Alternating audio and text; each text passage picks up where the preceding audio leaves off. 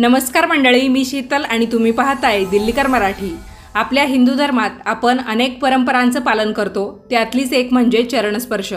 चरणस्पर्श म्हणजे काय? आपल्यापेक्षा वयाने मोठ्या असणाऱ्या, ज्येष्ठ असणाऱ्या व्यक्तींच्या पाया पडणे। या पाठीमागे अनेक कारणे आहेत, परंतु काही व्यक्ती अशा असतात त्यांच्या आपण चुकून सुद्धा पाया पडू नये। या व्यक्तींच्या आपण पाया पडलो तर आपल्याला गंभीर समस्यांना सामोरं जावं लागेल। तर या व्यक्ती कोणत्या हे आपण जाणून घेऊया, पण त्याच्या अगोदर चरणस्पर्श हिंदू धर्मात नक्की का करतात ते पाहूया। तर बघा, जेव्हाही आपण आपल्या आईवडिलांच्या किंवा आपल्यापेक्षा वडीलधाऱ्या माणसांच्या, संत महात्म्यांच्या पाया पडतो, तेव्हा आपले हात त्यांच्या चरणांना स्पर्श करत असतात आणि त्यांचे हात हे आपल्या अंगावर, पाठीवर किंवा डोक्यावरती स्पर्श करत असतात। तर त्यावेळेस काय होतं, या सर्व व्यक्तींच्या शरीरातील सकारात्मक ऊर्जा किंवा त्यांच्या मनातील आपल्याबद्दलचे असलेले प्रेम, वात्सल्य, चांगले भाव हे आपल्यामध्ये प्रवाहित होत असतात आणि याच सकारात्मक ऊर्जेच्या जोरावर आपण काम करत असतो, आपल्या कामात यश मिळवतो। आपण जे काही कार्य करतो त्या सर्व कामात आपल्याला सद्विवेक बुद्धीने काम करता येते।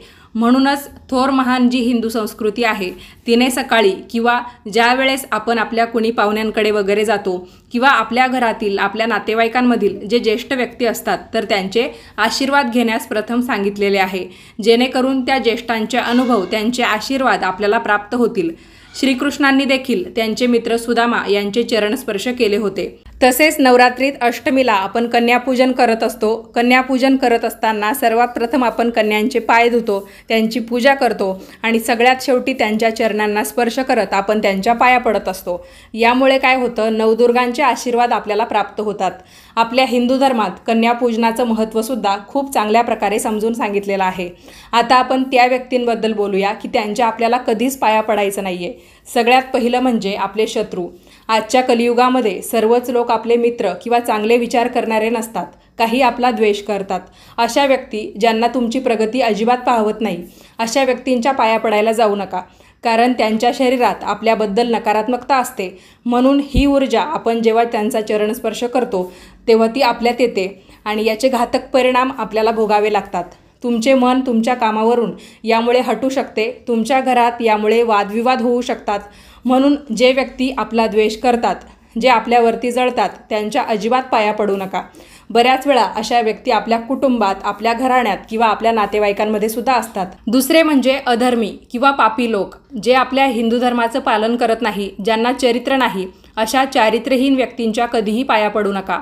अशा व्यक्तींच्या आपण चुकून सुद्धा पाया पडलं तर आपल्या हातून देखील अधार्मिक कार्य घडू शकतात। अनैतिक मार्गाने तुम्ही सुद्धा वळू लागाल किंवा पैसा कमवू लागाल, त्यामुळे अशा लोकांच्या पाया पडायला जाऊ नका। तिसरे म्हणजे जे लोक ज्यांना तुम्ही ओळखत नाही, जे अनोळखी आहेत किंवा अनोळखी लोकांबद्दल आपल्याला माहिती नसतं, त्यामुळे त्यांचा स्वभाव कसा आहे, ते धर्मनिष्ठ आहेत की नाही हे आपल्याला माहिती नसल्यामुळे अशा व्यक्तींच्या सुद्धा पाया पडू नका। कारण अशा व्यक्तीच्या पाया पडल्याने त्यांच्यातील नक्की कोणती ऊर्जा आपल्यात प्रवाहित होईल हे सांगता येत नाही। म्हणून अशा लोकांच्या सुद्धा पाया पडणं कटाक्षाने टाळायचं आहे। आपल्यापेक्षा जे लोक वयाने मोठे आहेत अशा लोकांबरोबर आपण कधीही चुकीचे शब्द वापरू नका आणि त्यांचा कधीही अपमान करू नका। जे लोक अशा लोकांचा अपमान करतात त्यांना जीवनात कधीही यश संपादन होत नाही। त्यांना कितीही मेहनत केली तरी पण काहीच फळ मिळत नाही। या उलट जर त्यांचा मानसन्मान केला तर तो व्यक्ती जीवनात नक्की यशस्वी होतो। हिंदू परंपरेनुसार आईवडील किंवा मोठ्या व्यक्तींना वाकून म्हणजे त्यांच्या पायाला हात लावून नमस्कार करावा, हा संस्कार बालपणापासून केला जातो। आपल्याकडे तिन्ही सांजेला दिवे लागणे, प्रवासाला निघताना, अगदी नवीन कपडे परिधान केल्यावरही विविध प्रसंगी घरातील मोठ्या व्यक्तींच्या पाया पडण्याची पद्धत आहे। आपल्यापेक्षा ज्येष्ठ व्यक्तींच्या पायांना स्पर्श करणे म्हणजे आदर व्यक्त करण्यासाठी सर्वोत्तम मार्ग मानलेला आहे। जेव्हा आपण एखाद्या व्यक्तीच्या पायाला स्पर्श करतो त्यावेळी ती व्यक्ती आपल्याला आशीर्वाद देते। हे आशीर्वाद आपल्या जीवनात मार्गक्रमण करण्यासाठी फलदायी असतात, तसेच आयुष्यामध्ये यश, आनंद आणि शांती घेऊन येतात। म्हणून तर आपण देवी देवता, संत महात्मे, गुरु आणि ज्येष्ठांच्या पाया पडून त्यांचे आशीर्वाद घेतो। पण पायांना स्पर्श करण्यासाठी योग्य पद्धत असली पाहिजे। शास्त्रामध्ये याच्याबद्दल सुद्धा अगदी व्यवस्थित सांगितलेलं आहे। व्यक्तीच्या पायांना कधी आणि कसे स्पर्श करू नये, जर तुम्ही कोणाच्या पायाला स्पर्श करत असाल तर या गोष्टींची विशेष काळजी घ्या। सगळ्यात पहिली गोष्ट म्हणजे मंदिरात देवासमोर कुणाच्याही पाया पडू नका। तुम्ही मंदिरात आहात किंवा देवाच्या मूर्तीसमोर उभे आहात तर कुणाच्याही पायाला हात लावू नये असे शास्त्रामध्ये सांगितलेले आहे। शास्त्रानुसार भगवंतापेक्षा मोठा कुणीही नाही, म्हणून जर तुम्ही देवाच्या मूर्तीसमोर असाल तर प्रथम देवाच्या चरणांना स्पर्श करा। तसेच मंदिरात तुमच्यापेक्षा मोठ्या व्यक्ती किंवा वडीलधारी व्यक्ती तुम्हाला भेटली तर त्यांच्या पायांना हात लावू नका। तुमची खूप इच्छा आहे त्यांना नमस्कार करण्याची तर तुम्ही त्यांना फक्त हात जोडून त्यांचे स्वागत करू शकता किंवा त्यांना वंदन करू शकता। यानंतरची दुसरी गोष्ट म्हणजे झोपलेल्या व्यक्तीला कधीही नमस्कार करू नये। शास्त्रानुसार झोपलेल्या व्यक्तीची ऊर्जा वेगळी असते, ती ऊर्जा जी व्यक्ती जागी आहे त्याच्या ऊर्जेशी जुळत नाही। झोपलेली व्यक्तीची जी काही ऊर्जा असते ती सुप्त असते आणि त्यावेळी फक्त त्याच्या अवचेतन मनाशी तो जोडलेला असतो। अशा स्थितीत जेव्हा तुम्ही एखाद्याच्या पायाला स्पर्श करतात तेव्हा तुम्ही अशी ऊर्जा शोषून घेतात ज्याचा तुमच्यासाठी काहीही उपयोग होत नाही। म्हणून जर एखादा व्यक्ती झोपलेला असेल आणि त्या व्यक्तीच्या मनात किंवा त्याच्या स्वप्नात काही चुकीचे विचार चालू असतील तर ते सुद्धा तुमचे नुकसान करू शकतात। झोपलेल्या व्यक्तीच्या शरीरात असलेली ऊर्जा देखील नकारात्मक असू शकते, त्यामुळे ही नकारात्मक ऊर्जा तुमच्या शरीरात सुद्धा प्रवेश करू शकते। त्यामुळे पायाला स्पर्श करणारी व्यक्ती आणि ज्याच्या पायाला स्पर्श केला जात आहे अशा दोघांनाही हानी होऊ शकते। म्हणून झोपलेल्या व्यक्तीला कधीही नमस्कार करू नका। पायांना स्पर्श करण्यासाठी योग्य स्थितीचा अवलंब करणं खूप महत्त्वाचं असून त्यामुळेच पायांना योग्य प्रकारे स्पर्श कसा करायचा याचा नियम केलेला आहे। यानंतरची पुढची महत्त्वाची गोष्ट म्हणजे जेव्हा एखादी व्यक्ती भोजन करत असते तेव्हा त्या व्यक्तीला नमस्कार करू नये, कारण त्यावेळी अन्न सर्वात मोठं आहे आणि तुम्हालासुद्धा माहितीच असेल जेवणापूर्वी आपण वदनी कवळ घेता किंवा मग अन्न हे पूर्ण ब्रह्म असं वाक्यसुद्धा तुम्ही नेहमी ऐकलं असेल। म्हणून पानात वाढलेल्या अन्नाला नमस्कार करून आपण भोजनाला सुरुवात केलेली असते आणि एखादा ज्येष्ठ व्यक्ती आहे आणि तुम्ही कुठेतरी निघालाय म्हणून तुम्हाला त्याला नमस्कार करायचा आहे किंवा मग ती ज्येष्ठ व्यक्ती आहे, तुम्ही सगळ्यांच्या पाया पडलात आणि ती व्यक्ती नेमकी जेवण करते आणि ती सुद्धा तुमच्यापेक्षा ज्येष्ठ आहे म्हणून तुम्हाला त्याला नमस्कार करायचा आहे, पण ती व्यक्ती जर जेवण करत असेल तर तुम्ही त्याच्या ताटालाच नमस्कार करू शकता आणि लगेच तिथून मागे होऊ शकता। कारण जेवणाच्या स्थितीशिवाय किंवा अन्नाशिवाय काहीच मोठं नाही आणि अशा अवस्थेत त्या व्यक्तीला आपण नमस्कार केला तर जेवणारी व्यक्ती आपल्याला आशीर्वाद देऊ शकत नाही, कारण उजव्या हाताने ती व्यक्ती आपल्याला आशीर्वाद देत असते आणि अशी व्यक्ती जर उजव्याच हाताने खाते तर त्या खरकट्या हाताने ती कशी आशीर्वाद देईल। जेव्हा समोरच्या व्यक्तीचा आशीर्वादरूपी हात आपल्याला स्पर्श करतो तर ती सकारात्मक ऊर्जा आपल्यामध्ये येते आणि जेवणाच्या स्थितीत हे शक्य होत नाही, त्यामुळे आपण फक्त त्याच्या ताटाला नमस्कार करायचा। जेव्हा एखादी व्यक्ती स्मशानातून परत येते तर त्या व्यक्तीच्या पायांनासुद्धा कधीच स्पर्श करायचा नाही। अंत्यसंस्कारातून परतल्यानंतर त्या व्यक्तीच्या सभोवताली नकारात्मक ऊर्जेचा सहवास काही प्रमाणात झालेला असतो। समजा अशा व्यक्तीच्या पायाला आपण स्पर्श केला तर त्याच्यातील नकारात्मकता आपल्यात येऊ शकते। म्हणून स्मशानातून एखादा व्यक्ती परत येतो तर त्याला सगळ्यात पहिल्यांदा अंघोळ करायला सांगितलं जातं। तर तुम्ही कधी एखाद्याच्या घरी गेला असाल पण मग ती व्यक्ती जर अंत्यसंस्कारावरून परत आलेली असेल, स्मशानातून परत आलेली असेल तर मग त्या व्यक्तीच्या तुम्ही पाया पडू नका। बोले तैसा चाले त्याची वंदावी पाऊले किंवा ज्याचे आचरण शुद्ध आहे त्याचे चरण धरावेत असं म्हणतात।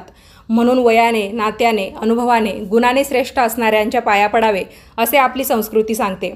पण आपल्या हिंदू धर्मसंस्कृतीत काही नाती अशी आहेत ज्यात पाया पडणं निषिद्ध मानलं गेलेलं आहे।